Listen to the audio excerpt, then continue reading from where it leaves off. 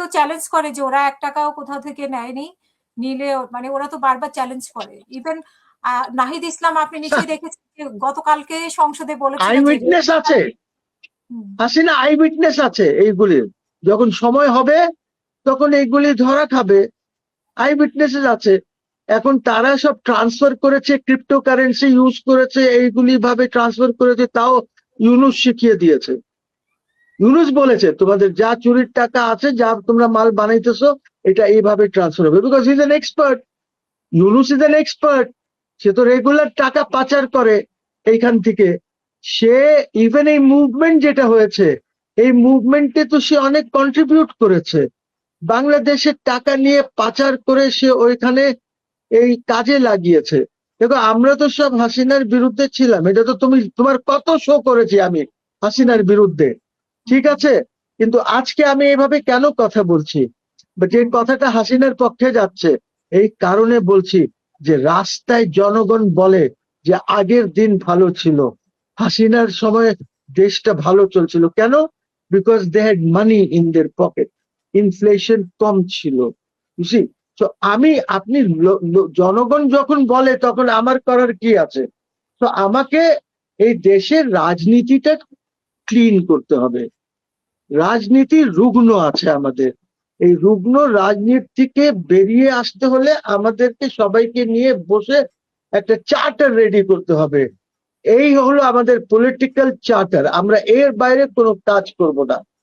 আমাকে কি এটা ভালো লাগে যে যে ধরো তোমাকে এক্সাম্পল দেই, বিএনপির সময় মতিন সাহেব ছিলেন তোমার মন্ত্রী, ঠিক আছে, হোম মিনিস্টার, পুলিশ ধম ধুম স্যালুট করতেছে, ওকে।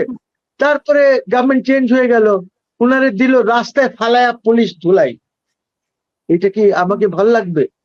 নাসিমকে, হোম মিনিস্টার ছিল, গভর্নমেন্ট চেঞ্জ হলো, নাসিমকে রাস্তায় পিটায় ওই পুলিশই ধুলাই দিচ্ছে যে ওনাকে সিকিউরিটি দিচ্ছিল। I don't like this, I don't like, না কেউই লাইক করে না। কারণ হচ্ছে আমরা তো দেশ একটা রাষ্ট্র হিসাবে প্রতিষ্ঠিত হতে হবে। যে হোম মিনিস্টারের সাথে বা যে মন্ত্রীর সাথে, এই যে আজকে সবাই জেলে আছে, এদের সাথে যারা নেগোশিয়েট করেছে, বিদেশিরা কথাবার্তা বলেছে, এগ্রিমেন্টস করেছে, অনেক কিছু করেছে, ওদের উপরে কল অন করতো, আপনি ওদেরকে এখন জেলে ভরে দিয়েছেন। তো কালকে যেটা রিপিট হবে না, এটার নিশ্চয়তা আছে? কোনো নিশ্চয়তা নাই। So what I am trying to say is, আসেন আমরা সবাই মিলে পলিটিক্সটাকে ক্লিন করি। এই পলিটিক্সটাকে ক্লিন না করলে আপনার দেশে কোনো ইনভেস্টমেন্ট আসবে না। এবং আই এম টেলিং ইউ, আমার থেকে পাথরের উপরে লিখিয়ে নাও যে আপনার লোকজন তো বিদেশে এই চাকরির জন্য কেউ নেবে না। You see the problem with Malaysia. মালয়েশিয়াতে তোমার কি, তুমি ভিসা নিয়ে গেলেও তোমাকে ওইখান থেকে এয়ারপোর্ট থেকে ফিরিয়ে দিতে পারে, এমনও পরিস্থিতি হতে পারে। তোমার ফ্যামিলি নিয়ে যাচ্ছ, একবারে ইয়ে দিল। ওয়েস্ট এশিয়াতে তোমার যেখানে তোমার যে লোকগুলি যায়, দুবাই এন্ড সৌদি আরেবিয়া, কাতার, এইগুলির মধ্যে তোমার লোকজন তো কমে যাবে এখন। ওইখানে তো ওরা নতুন নেবে না, because because because they will be trusting the Pakistanis.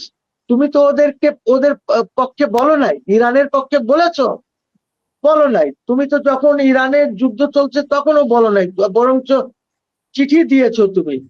তুমি কি খামেনি মারা যাওয়ার পর তুমি কি স্টেপস নিয়েছো?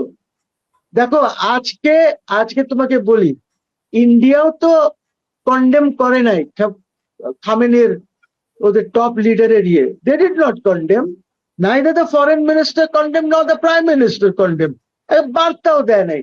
কিন্তু ইরান ওনার তো ফিউনারাল আছে কাল পরশু কবে যেন, ওদেরকে ইন্ডিয়াকে ইনভাইট করেছে, মোদিকে ইনভাইট করেছে যে আপনি আসুন ফিউনারালে। কিন্তু there is a likelihood that Modi will not go. কোন মুখ নিয়ে যাবে আমাকে বলো, কোন মুখ নিয়ে যাবে সেখানে?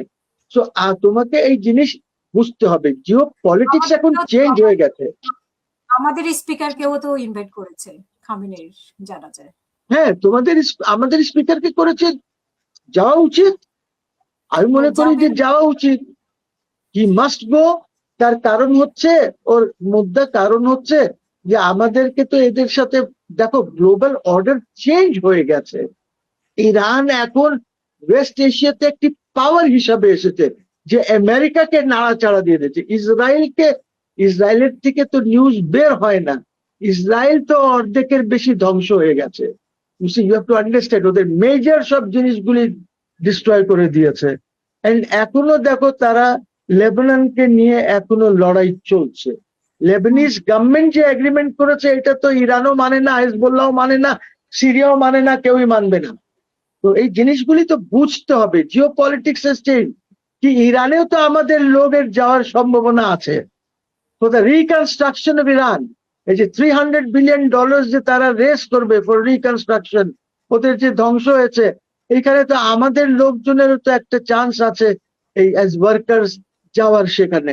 তো আমাদেরকে তো এটা বুঝতে হবে, এই জিনিসগুলো না বুঝলে তো কিচ্ছু হবে না, জি। দেশ এগোবে না। হুম। তার মানে উনি যে কোনো সময়, আমি যে আলোচনাটায় ছিলাম, শেখ হাসিনা যে কোনো সময় আসতে পারেন এবং of course this is her country. তুমি লন্ডনে থাকো, বাংলাদেশ তোমার দেশ, লন্ডনও তোমার দেশ, তুমি বাংলাদেশে আসো না? ইউ না, ডু কাম টু বাংলাদেশ। আমি তো আমার যাওয়ার ওনার যাওয়াতে এক না। উনি কোন কোন না, একদম এক। যে এই দেশের নাগরিক আছে ওই না, হ্যাঁ, ওনার পাসপোর্ট কোথায়, ওনার ডাবল ভিসা কোথায়, মানে ওনার কি, মানে কি নিয়ে আসবে আসলে উনি এখন ওনার পাসপোর্ট বাংলাদেশি পাসপোর্ট নাকি ডাবল? আচ্ছা আমি একটা কথা বলি, আমি বর্ডার থেকে হেঁটে আসতে পারি না? আমার দেশ তো, ও ইন্ডিয়া তো পুশিং করছে, এমনি পুশিং করছে, আমাদের করবে নাগরিক ছাড়াও পুশিং করছে। না, উনি হেঁটে চলে আসবে, what is the problem? She may not fly, অথবা if she wants to fly, ওনার যে পাসপোর্ট আছে ওই পাসপোর্ট উনি তো সারেন্ডার করে নাই, লাল পাসপোর্ট এখনো ওনার কাছে আছে, বিকজ ওই পাসপোর্টে লেখা আছে prime minister of Bangladesh, the prime minister who has not resign. কি হবে এইটা আমরা পরে সর্ট আউট করবো, মানে কি গভর্নমেন্ট পিপল সব মিলে সর্ট আউট করবো যে কিভাবে কি হয়, আপনি সব তো তো বলছেন এত সহজ না।